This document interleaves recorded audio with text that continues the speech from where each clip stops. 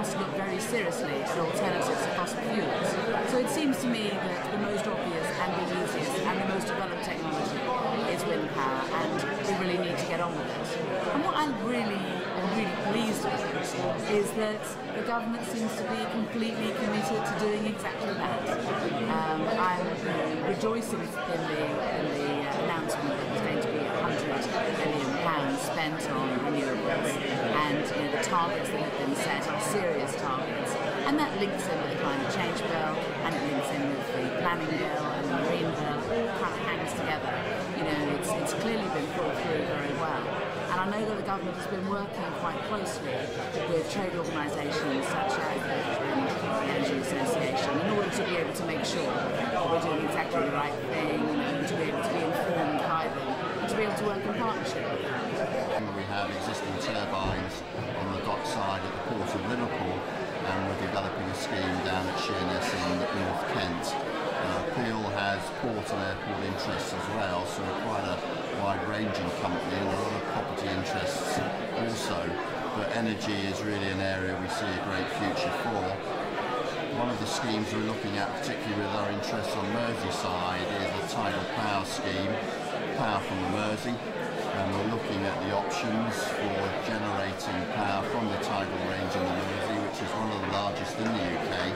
There's a great potential to actually power most of the dwellings and homes on Merseyside. It could be up to 300,000 homes could be powered by a scheme. This commitment to renewable means that at long last the UK is catching up with some of its European counterparts, a cause for celebration amongst industry veterans. We have been fairly well behind some of our European partners for, I'd say, until a couple of years ago. Finally, for me, having been in the wind business for 30 years and being British, I'm now able to hold my head up high and say, okay, I am British, maybe we haven't got manufacturers, but look at the level of installed capacity we've got. So I believe we're actually seeing now quite a significant sea change in the public towards renewable energy. If you'd say a year ago, if you'd stopped someone in the street and you asked them about energy policy, you asked them about energy pricing, you asked them about climate change, very few people would have known what you were talking about. Very few people would have been interested in what you were saying. Now, I would say almost everybody has a view on those important subjects. So suddenly, energy has come to the forefront, and renewable energy with it. As the Scoutmore Open Day demonstrated, a large number of people are interested in wind energy. Scoutmore is England's largest onshore wind farm, and at the planning stage it had been bitterly contested by some locals. One wouldn't have guessed it from the turnout, or the genuine expressions of approval from almost everyone we spoke to. We've been coming up during the building up quite regularly to have a look at them, and I think it is good, and I think that it's good that people can come up and ask questions and find out what's going on, and I truly don't think they've spoilt the landscape at all. What about yourself? What do you think about the turbines? I really like them. I think it looks really good, yeah, and it's good for the environment as well. I think it looks nice. I think it's majestic the way they swing round. It's nice.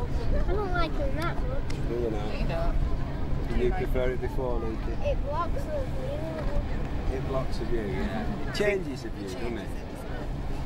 Wind farm developers across the country are experiencing a similar pattern to Scoutmore. Initial public anxiety replaced with broad approval once the turbines are working. People are beginning now to wake up to the fact that you flick on a switch, it's not going to be as cheap as it always has been. The news of the oil price increases is in the markets every day. And we're now no longer able to take it for granted that we'll just be able to use fossil fuels forever. So I think the awareness is there.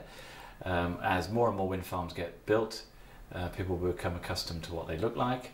And as all our wind farms that we're operating, the neighbouring towns and villages are absolutely delighted that they're there. There's some nervousness and some apprehension, as there would be against any new development. But once they're up and running, and we demonstrate that they're not noisy, they're not ugly, they don't cause any major material impacts on this environment. Very proud of having them there. All the independent assessments, all the public surveys None of them done by BWEA, they're all done by third-party, independent, recognised organisations, including government, always report comfortably over 75, sometimes 80% of a positive, favourable predisposition towards wind energy from the general public. What we tend to hear about is the small, albeit very vocal, minority, and I'm afraid it is NIMBYism at its best. We like to appeal to them to understand the really compelling combination of factors in global warming and its effect on climate change, the energy security and price volatility issues, and ultimately the issues of fuel poverty. And we have to face facts. If you don't like the look of a wind turbine, the likelihood is you're never going to like the look of a wind turbine. But we would contend very strongly that that's not really a compelling argument for impeding progress. Nor are wind farms the only renewable source of energy available to us. Advances in marine energy technology, both wave and tidal, mean that the seas around us could become a major energy provider in the years to come. I'd say we were roughly where wind was in the early 1980s, which is more like 25 years ago. On the other hand, in our favour is the fact that wind was almost premature as a technology. It started before politicians and the rest of the world were quite ready for it. We've emerged at just the right time in the sense that it's fully recognised that technologies like we're developing are absolutely needed. And the other thing is that tidal stream in particular, which we're working on, is able to ride very much on the back of wind, because in many ways the technology is analogous to wind turbines, and even to the extent that a large component of what we're putting together can be built up from wind turbine components or wind turbine expertise. So there is a very close synergy between what we're doing and the wind industry.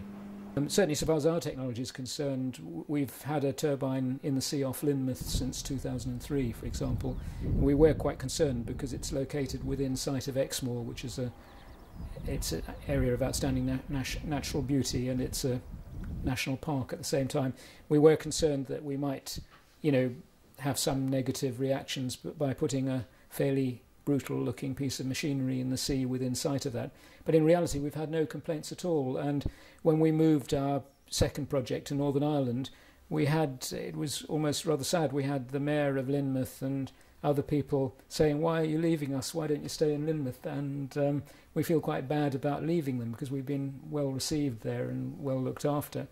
And similarly in Northern Ireland, where we've only recently installed the turbine, if you go to newsagents in Portaferry or Strangford, you can buy rather nice coloured picture postcards of our turbine. So it's already become a kind of feature which people are expected to buy postcards of and send to their friends.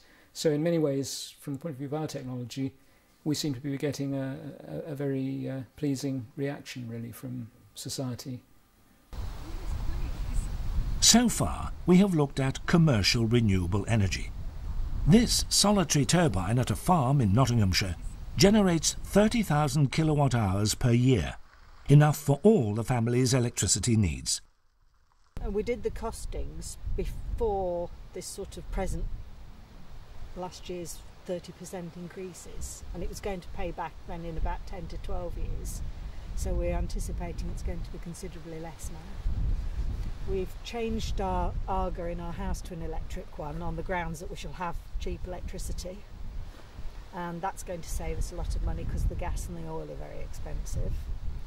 And it doesn't make any difference to the actual running of the house, but presumably when we actually get some bills, it's not only been in a couple of months, so we haven't got any sums yet, and when we get paid for it from the electricity board should make a difference, shouldn't it? In this location it's more windy, so their 30,000 kilowatt hours would be expected to displace around 17 tonnes of carbon dioxide a year. That would neutralise foreseeably this family's carbon footprint, and that is a significant amount of power, and that's a significant amount of carbon dioxide offset.